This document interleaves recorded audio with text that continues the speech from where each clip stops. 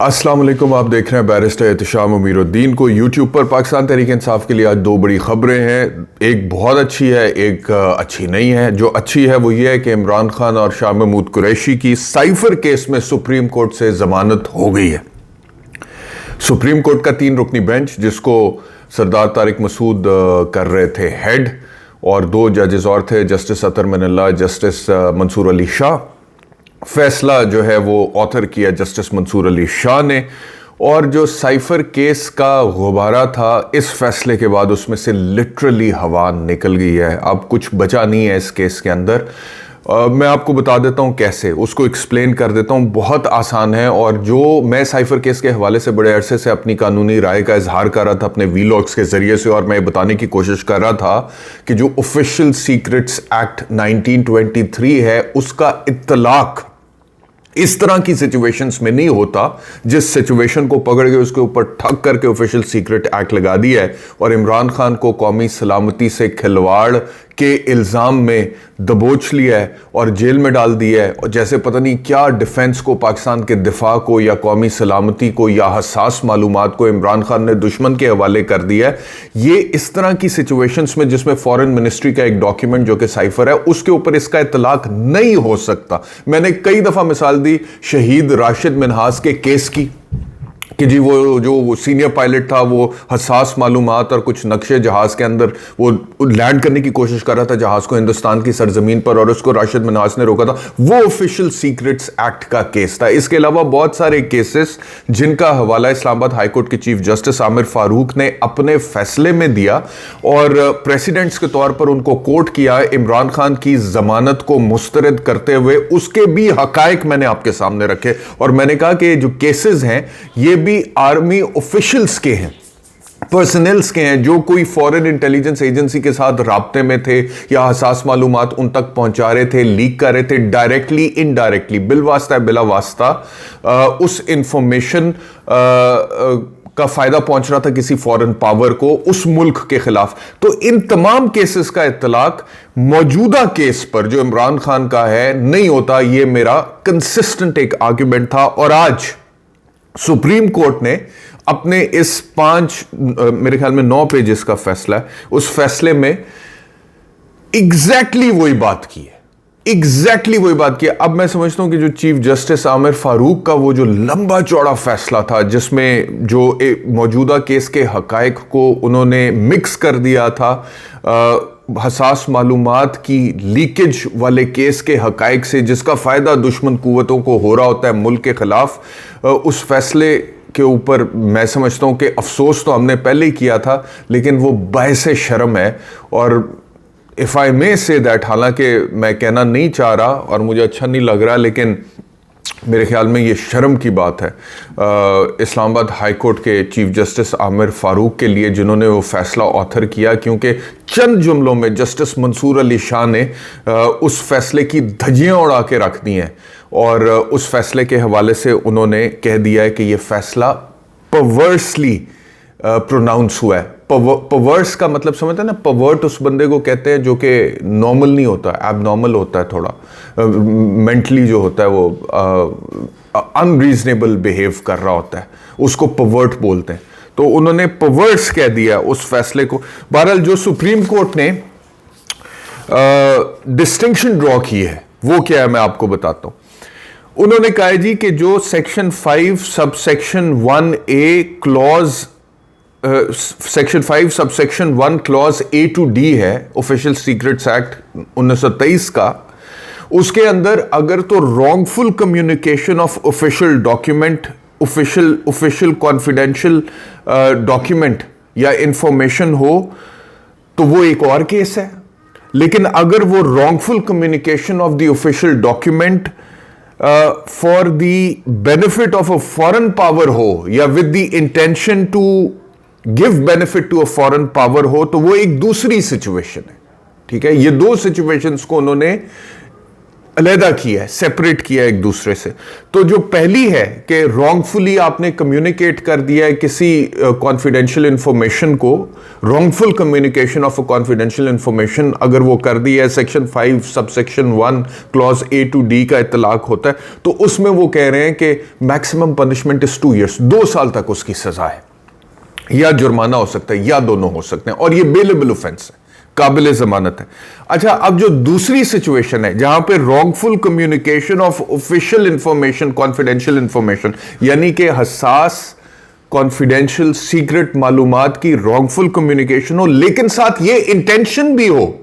ये इरादा भी हो कि ये किसी बैरूनी कुव्वत को फायदा दे या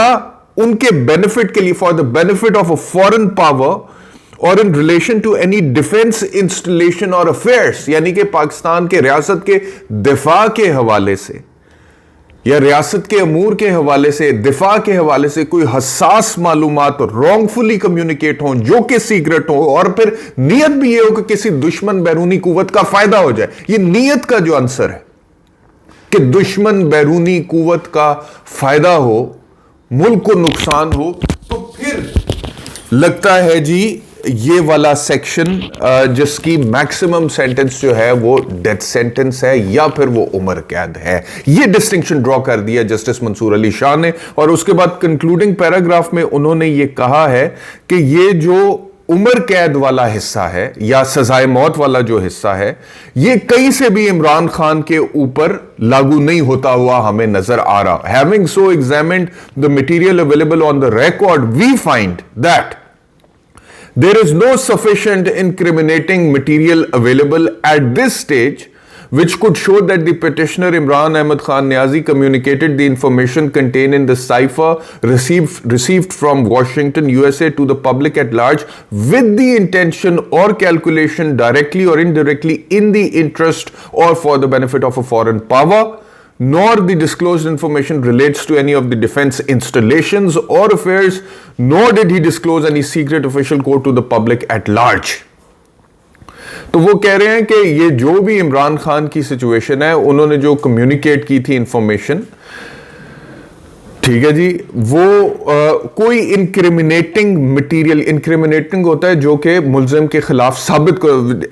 any evidence that connects the accused with the commission of the offence, यानी कि वो शहादत या सबूत जो मुल्जिम का ताल्लुक जोड़ देता है जुर्म के साथ, जो एक नेक्सस होता है, कनेक्शन साबित करता है between the commission of the offence and the accused person. तो कोई ऐसा सबूत, शहादत मौजूद ही नहीं है जो ये साबित कर सके कि इमरान खान ने ये इंफॉर्मेशन जो साइफर से में रिसीव हुई थी वॉशिंगटन से, पब्लिक एट लार्ज तक कम्युनिकेट की विद द इंटेंशन और कैलकुलेशन, यानी कि इस इरादे के साथ या इस कैलकुलेशन के साथ पब्लिक को कम्युनिकेट की थी कि बैरूनी कुव्वत का कोई फायदा हो जाए, ठीक है, और ना ही उसने कोई ऐसी इंफॉर्मेशन कम्युनिकेट की है जिससे जो पाकिस्तान के दिफा के हवाले से हसास है या पाकिस्तान के मामलात के हवाले से हसास है, और ना ही कोई secret official code Imran Khan ने पब्लिक एट लार्ज को कम्युनिकेट किया है। तो ऐसा कोई एविडेंस मौजूद ही नहीं है इस केस की फाइल में, रिकॉर्ड पे। ये जस्टिस मंसूर है, लिहाजा उन्होंने कहा है कि जो सजाए मौत है या उम्र कैद है, उससे रिलेटेड जो सेक्शन है उसका तो इतलाक होता ही नहीं है इमरान खान पे या शाह महमूद कुरैशी पे। इतलाक अगर पॉसिबली मुमकिना तौर पर हो सकता है तो इस फैसले की रूह से wrongful communication of the official confidential information का हो सकता है, होगा या नहीं होगा ये अब ट्रायल में डिसाइड होगा, लेकिन इस चीज को तो उन्होंने उठा के बाहर फेंक दिया, डिस्कार्ड कर दिया। अब वो जो रह जाता है wrongful communication of the official information, क्या वो wrongfully communicate official confidential information हुई है या नहीं हुई है, जलसे की तकरीर क्या क्वालिफाई करती है as wrongful communication of the official confidential information और नॉट, इसके ऊपर उन्होंने कहा है कि ट्रायल कोर्ट जो है वो ट्राई कर ले, और अगर इस पे ट्रायल करना भी है तो इसकी मैक्सिमम सेंटेंस 2 साल है, और वो वैसे ही बेलेबल है। बेलेबल का मतलब ये होता है कि जमानत मिलती है as a matter of right, जिसको अदालत इनकार नहीं कर सकती है, लिहाजा उन्होंने जमानत पर दोनों को कह दिया कि जी दोनों की जमानत अप्रूव होती है, मंजूर होती है। तो ये अब आप देखें कि सुप्रीम कोर्ट के इस फैसले के बाद साइफर केस जिस तरह से एफआईए ने बनाया, खड़ा किया, जिस तरह से ट्रायल चल रहा था, स्पीडीली चल रहा है, जेल ट्रायल चल रहा है, इन कैमरा है, बाहर मालूमात पहुंचाई नहीं जा सकती, ओपन ट्रायल नहीं हो सकता, पहले ओपन ट्रायल का राइट डिनाई करते हुए इन कैमरा चलाया, गवाहियां हो गई, क्रॉस एग्जामिनेशन हो गया, फिर इस्लामाबाद हाई कोर्ट ने उसको कलअदम करार दे दिया, फिर आए जी के ठीक है ओपन ट्रायल करते हैं, फिर ओपन ट्रायल किसी हद तक थोड़ा बहुत अभी एक्सपेरिमेंट ही किया था, तो दोबारा जो रिएक्शन आया तो उसमें कह दिया कि दोबारा इन कैमरा प्रोसीडिंग्स होंगी क्योंकि हसास मालूमात है। वो सारी जो इमारत खड़ी की थी एफआईए ने साइफर केस में, और जो ट्रायल का माहौल बनाया अडियाला के अंदर, जज साहब ने भी, स्पेशल कोर्ट के सब कुछ, और सब कुछ आज सुप्रीम कोर्ट के इस फैसले ने फारिग कर दिया। यानी कि ये जो डेथ सेंटेंस और लाइफ इम्प्रिजनमेंट से मुतल्लिका सेक्शन है, इसको तो उन्होंने डिस्कार्ड कर दिया कि कोई मटेरियल अवेलेबल नहीं है ऑन द रिकॉर्ड जो ये बताए कि जी ये सेक्शन अप्लाई होता है इमरान खान के ऊपर या शाह महमूद कुरैशी। और एग्जैक्टली अगर आप मेरे वीलॉग्स उठाकर देखें तो मैं अपने वीलॉग्स में यही बात कर रहा था। तो ये सुप्रीम कोर्ट का फैसला है, और एक अलहदा से नोट भी है जस्टिस अतर मिनल्ला का, और वो नोट भी इम्पॉर्टेंट है, और उसके अंदर भी उन्होंने कुछ अहम ऑब्जर्वेशंस दी हैं,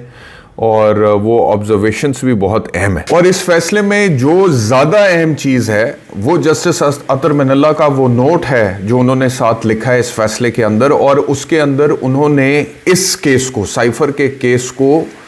बराह रास्त पाकिस्तान में होने वाले 2024 के इंतखाबात के साथ जोड़ दिया है, और फिर तारीख में होने वाले इंतखाबात और तारीख में होने वाले जो केसेस थे जो पॉलिटिकल विक्टिमाइजेशन के नतीजे में दर्ज किए गए थे मुख्तलिफ सियासी लीडर्स के खिलाफ, उसके साथ जोड़ दिया। और हैरान कुन बात यह है, मैं आपसे अर्ज करूं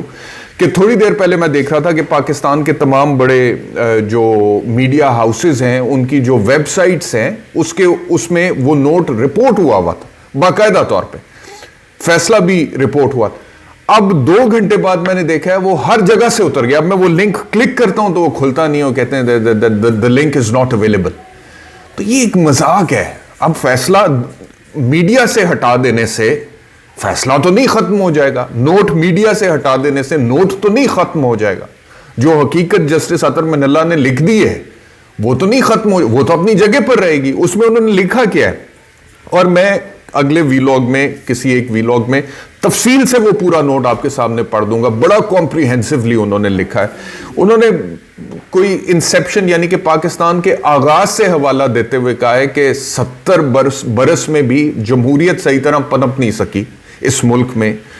2018 के इंतखाबात का हवाला दिया उन्होंने कि उसमें भी इक्वल ट्रीटमेंट डिनाई किया गया था एक सियासी जमात को। फिर उन्होंने कहा कि इस मुल्क में एक प्राइम मिनिस्टर को फांसी के तख्ते पर लटका दिया गया और उसकी नमाज जनाजा भी अटेंड करने से, उसमें शिरकत करने से लोगों को रोका गया। फिर उन्होंने इस नोट में यह भी लिखा है कि इस कौम के आधे से ज्यादा टाइम जो है वो मिलिट्री डिक्टेटर्स के साए में गुजरा, जिनको एक दिन की भी सजा नहीं हुई कॉन्स्टिट्यूशन को एब्रोगेट करने पे, यानी कि आइन की खिलाफ वर्जी या उसकी धज्जियां उड़ाने पे मिलिट्री डिक्टेटर्स को एक दिन की कैद नहीं काटनी पड़ी, और उन्होंने आधे से ज्यादा टाइम इस मुल्क पर हुकूमत की है। और ये जेन्युइन इलेक्शन जो है वो पाकिस्तान में एक इल्यूजन है, यानी कि जेन्युइन इलेक्शन पाकिस्तान में एक इल्यूजन के तौर पर है। और आखिर में अपने कंक्लूडिंग पैराग्राफ में वो लिखते हैं कि अगर ये दो लोग जो है ये जेल के अंदर, ये जेल से बाहर आएंगे, ये रिलीज होंगे, तो that would ensure genuine elections and thus enable the people to exercise the right to express their will effectively and meaningfully। यानी कि यहां पे तो बात ही खत्म कर दी ना उन्होंने इस केस को, और इस केस में इमरान खान और शाह महमूद कुरैशी की कैद को उन्होंने इंतखाबात के साथ जोड़ दिया है कि ये इनका अंदर रहना इस केस के नतीजे में एक तरह से जुड़ गया है इस नोट के नतीजे में कि क्योंकि इंतखाबात के अमल से उनको अब ये पढ़ने से साफ यही जाता है इंप्रेशन कि जी उनको इंतखाबात के अमल से दूर रखना था, इस वजह से केस बना के उनको अंदर कर दिया। और आगे वो कहते हैं कि ये जब बाहर आएंगे, रिहाई पे बाहर आएंगे जमानत पे, तो वो इंश्योर करेगा पाकिस्तान में हकीकी इंतखाबात को इंश्योर करेगा, जामिन होगी वो बात। तो ये बहुत बड़ी बात कही है जस्टिस अतर मिनल्ला ने, बहुत बड़ी बात कही है जस्टिस अतर मिनल्ला ने कि इंतखाबात हकीकी की जमानत होगा अगर शाह महमूद कुरैशी और इमरान खान रिहाई पर, जमानत लेकर रिहाई पर जेल से बाहर आएंगे और इंतखाबात के हिस्से में पार्टिसिपेट करेंगे। यह नोट अब मिटा दिया गया है मीडिया हाउसेस की वेबसाइट से, ये मैं देख रहा था। लेकिन किसी वक्त ये पूरा नोट पढ़ के मैं आपको इसका एक एक जुमला, एक एक लफ्ज़ जो है वो आपको एक्सप्लेन करूंगा। तो एक तो ये खबर हो गई इमरान खान और शाह महमूद कुरैशी की ज़मानत के हवाले से, पाकिस्तान तहरीक इंसाफ के लिए बड़ी खबर है। दूसरा, फिर इलेक्शन कमीशन ऑफ पाकिस्तान ने आज ये एक रिलीफ मिल गया है इमरान खान को, तो उन्होंने फौरी तौर पर दूसरा फैसला सुनाया कि जी पार्टी आइन के मुताबिक इंतखाबात इंट्रा पार्टी इलेक्शंस नहीं हुए थे, लिहाजा जो बल्ले का निशान है वो छीन लिया पीटीआई से। और ये अभी चीफ इलेक्शन कमीशन बार बार कहते हैं कि जी वो गैर जानिबदार हैं, वो बिल्कुल कानून के मुताबिक सबको लेवल प्लेइंग फील्ड दे रहे हैं। तो किसी और सियासी जमात से ना ये तकाजा हुआ और ना बात यहाँ तक पहुँची, और आज पीटीआई के इंट्रा पार्टी इलेक्शंस को पार्टी आइन की खिलाफ वर्जी में करार देते हुए उन्होंने पाकिस्तान तहरीक इंसाफ से बल्ले का निशान छीन लिया है और कहा है कि वो बल्ले के निशान के अहल नहीं है। और इस फैसले के नतीजे में अब बैरिस्टर गौर खान भी पाकिस्तान तहरीक इंसाफ के चेयरमैन नहीं रहे, और उन्होंने कहा है कि उमर यूब साहब जो सेक्रेटरी जनरल हैं, वो भी उन्होंने जो पार्टी चीफ इलेक्शन कमीशन तैनात किया था नियाजुल्लाह नियाजी को, जिन्होंने इंट्रा पार्टी इलेक्शंस करवाए हैं, तो वो दोनों तो खुद किसी इंतखाबात के नतीजे में नहीं आए थे, और लिहाजा उमर यूब का सेक्रेटरी जनरल बनना और उनका आगे नियाजुल्लाह नियाजी को पार्टी चीफ इलेक्शन कमीशन बनाना भी पार्टी आइन के खिलाफ है। तो पूरा इंट्रा पार्टी इलेक्शन पार्टी आइन के खिलाफ है, लिहाजा बल्ले का निशान पीटीआई को नहीं मिलेगा। तो ये फैसला उन्होंने जो मैक्सिमम कर सकते थे वो उन्होंने कर दिया। लेकिन अब देखना यह है कि इन फैसलों के बावजूद क्या पाकिस्तान तहरीक इंसाफ की जो मकबूलियत है उसको इलेक्शंस में रोका जा सकता है ट्रांसलेट होने से वोट की शक्ल में या नहीं। लेकिन बहरहाल आज का दिन पाकिस्तान तहरीक इंसाफ के लिए इस खबर के बावजूद मैं समझता हूँ कि अच्छा था। शुक्रिया वीलॉग देखने के लिए, अपना ख्याल रखिए, अल्लाह हाफ़िज़।